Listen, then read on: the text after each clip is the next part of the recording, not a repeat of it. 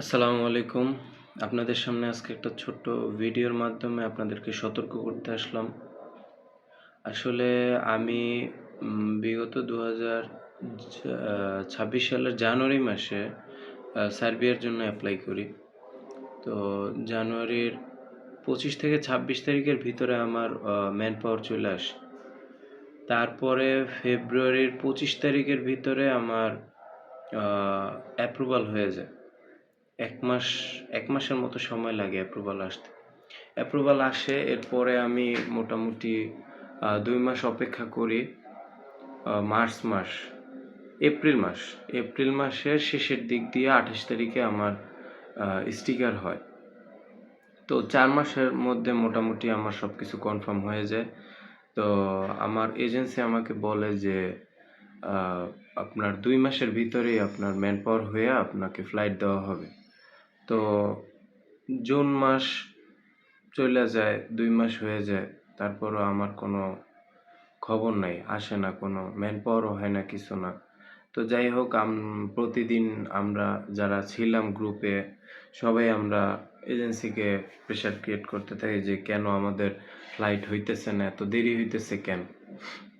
তারপর তারা আমাদেরকে বলে যে হ্যাঁ হবে হবে, একটু সময় লাগতেছে, এই সেই নানান কথা বলে। লাস্ট এই মাসের, এখন হচ্ছে জুলাই মাসের ১৫ তারিখে ফোন দিই রাতের বেলা। তখন তারা আমাদেরকে একটা নিউজ দেয় যে আমরা যে পাসপোর্টগুলোতে স্টিকার করে আনছিলাম, ওই স্টিকারগুলো বর্ডারে ধরা খাইছে, পাসপোর্ট সহ প্রায় ৫০ জনের। তো আমরা তো একদম মানে আকাশ থেকে পড়ি যে কি বলে, এটা কিভাবে সম্ভব, এতগুলা পাসপোর্ট কিভাবে বর্ডারে ধরা খায়। তো ওনারা জানাইলো যে আমরা ডিএইচএল এর মাধ্যমে অন্য আরেকটা আরএল দিয়ে কাজ করাইছি। তো কথা হইলো যে ভাই, আপনারা নিজেরা আমাদেরকে বলছেন যে আপনারা ডিএইচএল এর মাধ্যমে এগুলা পাসপোর্ট ইন্ডিয়াতে পাঠাবেন, পাঠায় স্টিকার করায় পরে আনবেন। তো ভালো কথা, সেই অনুযায়ী আপনারা টাকাও নিছেন, কিন্তু এখন আবার বলতেছেন যে এটা বর্ডারে কিভাবে ধরা খায়, এটা আমার প্রশ্ন। তারপর তারা বলল যে আমাদের যেহেতু আরএল নাম্বার নাই, তাই আমরা এই জিনিসটা সরাসরি কাজ করতে পারি না, ডিএইচএল করতে পারি না, এর জন্য অন্য আরএল দিয়ে কাজ করাইছি, মানে ভায়া হয়ে কাজ করাইছে আর কি, এরকম জিনিসটা। তো যাই হোক, যেহেতু কাজ করাইছে যার মাধ্যমে, সেও নাকি তাদের অনেক বিশ্বস্ত, সিলেটের কোনো এক এজেন্সি আরএল নাম্বার, তাদেরকে দিয়ে কাজ করাইছে। তো কাজ যেহেতু করাইছে, অনেকদিন বিশ্বস্ততার সাথে তাদের কাজ করছে, এর আগেও তারা নাকি ফ্লাইট দিছে। এই আমরা যে এজেন্সির মাধ্যমে কাজ করাইছি, সেই এজেন্সির ভাইয়া এর আগেও ফ্লাইট দিছে সার্বিয়াতে। আমার এক ফ্রেন্ড গেছে তাদের মাধ্যমে, সেই সম্পর্কে, সেই সুবাদেই আর কি তাদের কাছে আমি ফাইল দিই। কিন্তু তারা পরবর্তীতে জানায় যে এরকম আমরা অন্য আরএল দিয়ে কাজ করাইছি। তারা মূলত আবার অন্য আরেকটা এজেন্সি বা অন্য একটা দালাল ধইরা তারা আর কি বর্ডারের ওই পারে নিছে, মানে ইন্ডিয়াতে নিছে, কোনো ডিএইচএল করে নাই। অথচ ডিএইচএল এর খরচ আমাদের থেকে আমাদের এজেন্সি নিছে, এবং ওই সিলেটের যে এজেন্সি যাদের মাধ্যমে আর কি আমার এজেন্সি কাজ করেছে, তাদেরকেও আমার এজেন্সি ওই ডিএইচএল এর সম্পূর্ণ টাকা পরিশোধ করছে। ডিএইচএল ম্যান পাওয়ার একটা প্যাকেজের মতো করে তারা কাজ করছে। তো যেহেতু প্যাকেজের মতো করে কাজ করছে, তারা এখান থেকে সিলেটের যে এজেন্সি, ওনারা এই জিনিসটা আমাদের সাথে ২ নাম্বারিটা করছে। এখন আমাদের যে এজেন্সির মালিক, উনি আমাদেরকে জানায় যেহেতু জিনিসটা এরকম ধরা খাইছে, স্টিকারগুলো আমাদেরকে ২ মাস আগে দিছে, স্টিকারগুলো ফেক। তারপরে আমরা সবাই যখন জিনিসটা বুঝতে পারি, এখন পাসপোর্ট আমাদের হাতে এসে পৌঁছায় না। পাসপোর্টটাও এখনও ওই ইন্ডিয়ার ওইখানে ওনাদের ওই দালাল চক্র যারা, তাদের কাছে আটক আছে। এখনও আমরা সেটা উদ্ধার করতে পারি নাই। তবে আমাদেরকে আমাদের এজেন্সি আশ্বস্ত করছে যে খুব শীঘ্রই, এই মাসের ভিতরেই আমরা পাসপোর্টগুলো উদ্ধার করব। সেই দালালদের সাথে আবার কন্ট্যাক্ট হয়েছে আমাদের এজেন্সির, যে আমরা এত টাকার ভিতরে, মানে কন্ট্যাক্ট হয়েছে, টাকার বিনিময়ে পাসপোর্টগুলো তারা আমাদেরকে দিবে। তো পাসপোর্টগুলো দিলে এরপরে তারা আবার নতুন কইরা ইন্ডিয়ার এম্বাসিতে এই পাসপোর্টগুলো পাঠাবে। তারপর আমরা বললাম যদি পাসপোর্টগুলো আপনারা পাঠান, তাহলে আমাদের এই যে এতগুলা দিন গেছে এম্বাসিতে পাসপোর্টগুলা যায় নাই, তাহলে কি এটা সম্ভব যে অ্যাপ্রুভাল আছে বর্তমানে এই অ্যাপ্রুভাল দিয়া? পরে বলল যে না, এই যে অ্যাপ্রুভাল যেটা আছে এটার মেয়াদ থাকে 6 মাস। এই 6 মাসের ভিতরে সম্ভব, যেহেতু 4 মাস চলে গেছে, আরো 2 মাস আছে। এখন জানি না কতটুক কি হয়, আশাবাদী তবে যে হইতেও পারে, কিন্তু অনেকটাই ভাইঙা পড়ছে আসলে।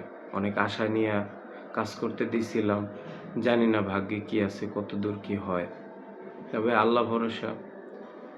তবে একটা কথা আপনাদেরকে সতর্ক করতে চাই, আমি যে এখান থেকে যে শিক্ষাটা পাইছি এটা ধারা, যে আপনারা যেখানেই ফাইল জমা দেন না কেন, সবার আগে আপনারা অ্যাপ্রুভাল পাওয়ার পরে ইউজার আইডি পাসওয়ার্ড দেখে নিজের চোখের সামনে ওনাদেরকে লগ ইন করে দেখাইতে বলবেন, এবং ইউজার আইডি পাসওয়ার্ড আপনাকে দিতে বলবেন।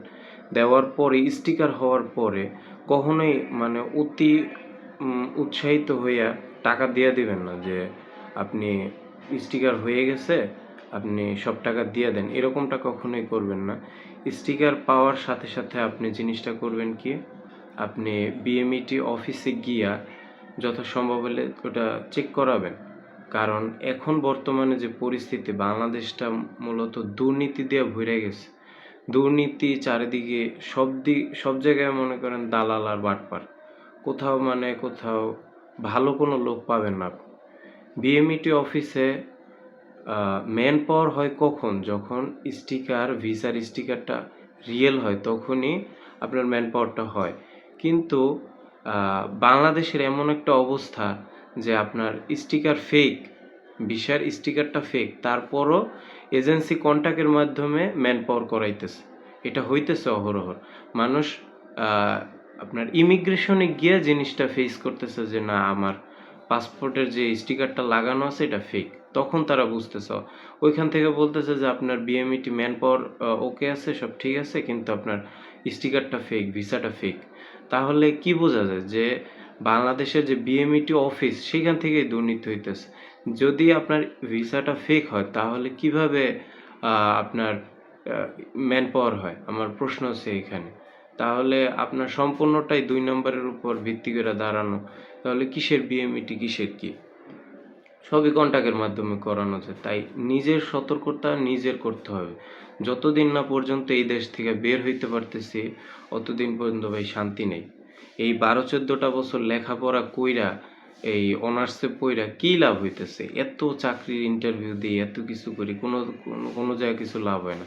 সামান্য 10-12 হাজার টাকা চাকরির জন্য যেই পরিমাণে এফোর্ট দিতে হয়, যেই পরিমাণ পরিশ্রম করতে হয়, ইন্টারভিউ দিতে হয়, কনভিন্স করতে হয়, তারপরে আপনার যেই পরিমাণ যোগ্যতা দেখানো লাগে, অভিজ্ঞতা দেখানো লাগে, সেটা বলা বাহুল্য, আসলে কিছু বলার নেই।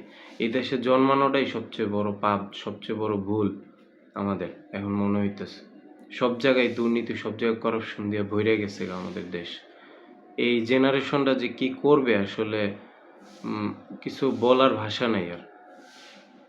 সবাই সুস্থ থাকবেন, ভালো থাকবেন, নিজের খেয়াল রাখবেন। আসসালামু আলাইকুম।